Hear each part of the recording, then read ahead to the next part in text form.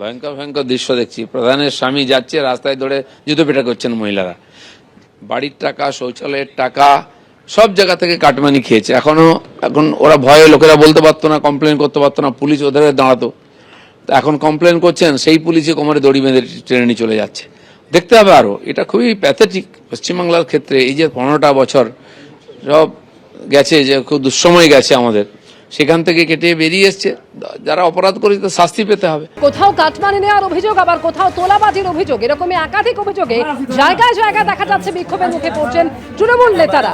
আর এরকমই কাটমানি নেওয়ার অভিযোগে এক তৃণমূল নেতা তিনি ভয়ে লুকিয়ে পড়লেন খাটের নিচে। মাথা ভাঙা তৃণমূল নেতা শহীদুল মিয়া ভয়ে খাটের তলায় লুকিয়ে পড়লেন তিনি। আবাস যোজনায় বাড়ি দেওয়ার নাম করে কাটমানি নেওয়ার অভিযোগে তার বিরুদ্ধে বিক্ষোভ দেখাচ্ছিলেন এলাকার মানুষ।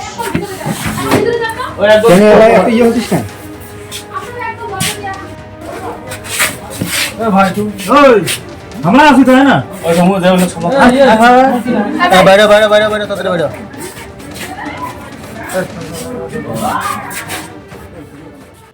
অন্যদিকে কাটোয়া কোর্ট চত্বরে জনরোষের মুখে পড়লেন দুই তৃণমূল নেতা। এদের বিরুদ্ধে ত্রাণ চুরির অভিযোগ রয়েছে। আর ধৃতদের লক্ষ্য করে ছোড়া হলো ডিম। ধৃত দুই তৃণমূল নেতাকে কিল চর ঘুষিয়ে মারা হয়। ধৃত দিগন্ত পাল এবং বিশ্বনাথ সাহা দুজনেই পুরসভার কর্মী।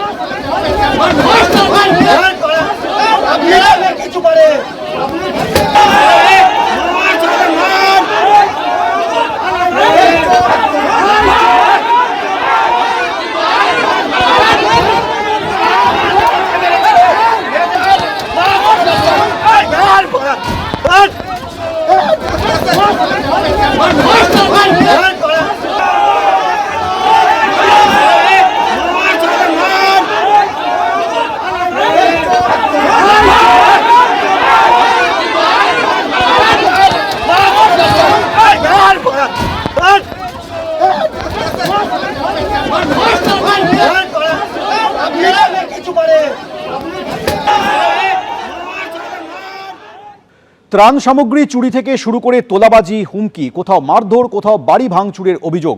বিজেপি সরকার ক্ষমতায় আসতেই জেলায় জেলায় গ্রেফতার একাধিক তৃণমূল নেতা।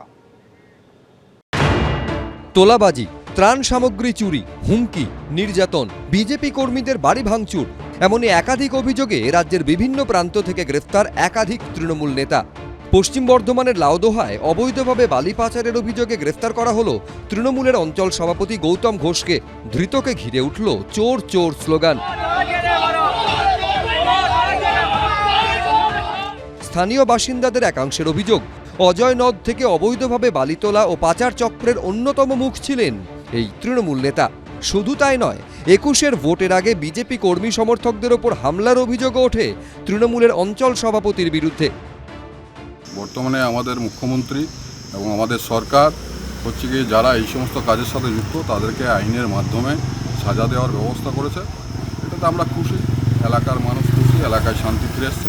পশ্চিম বর্ধমানেরই রানীগঞ্জে বিজেপি কর্মীদের হুমকি, নির্যাতনের অভিযোগে গ্রেফতার করা হয়েছে শুভ ভট্টাচার্য ও তিতাস বন্দ্যোপাধ্যায় নামে তৃণমূলের দুই সক্রিয় কর্মীকে।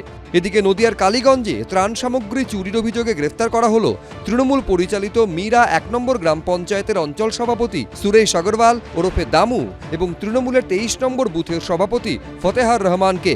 অভিযুক্ত তৃণমূল নেতা সুরেশ আগরওয়ালের বাড়ির ভেতর থেকে ত্রাণ সামগ্রী বের করে আনেন স্থানীয়রা।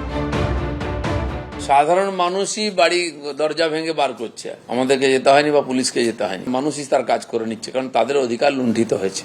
হুগলি সিঙ্গুরে তোলাবাজি ও বিজেপি কর্মীদের মারধর সহ একাধিক অভিযোগে গ্রেফতার হয়েছেন বরা পঞ্চায়েতের তৃণমূলের সদস্য অষ্টু কোলে। মানুষকে হুমকি দিতেন, ভয় দেখাতেন, খুন করে দেবো, মার্ডার করে দেবো, এই রকম ভয় দেখিয়ে ভোট লুট করতেন। আমরা ধন্যবাদ জানাই যে এই রকম ক্রিমিনালদের আগামী দিনে আরও তুলবে। যদিও নিজের বিরুদ্ধে ওঠা সমস্ত অভিযোগ অস্বীকার করেছেন তিনি।